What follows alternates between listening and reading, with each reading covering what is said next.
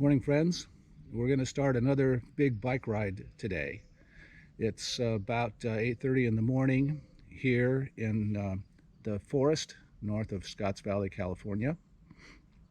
This morning we're going to ride down Glenwood Drive to Mountain Charlie.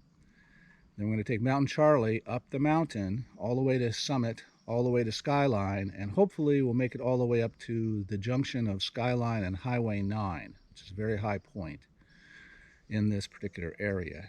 Then from there, it's zoom, zoom, zoom down Highway 9 all the way to Felton, California, and then work our way back from Felton to the house.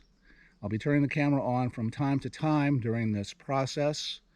Hopefully it won't be a huge, long, continuous thing, but there are going to be some very beautiful parts during this ride that will be worth filming or videoing, since of course we don't use film anymore.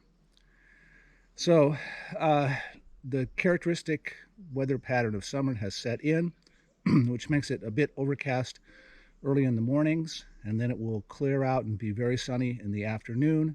So we'll have different kinds of lighting conditions throughout the process. All right, let's put on the helmet and get on the road.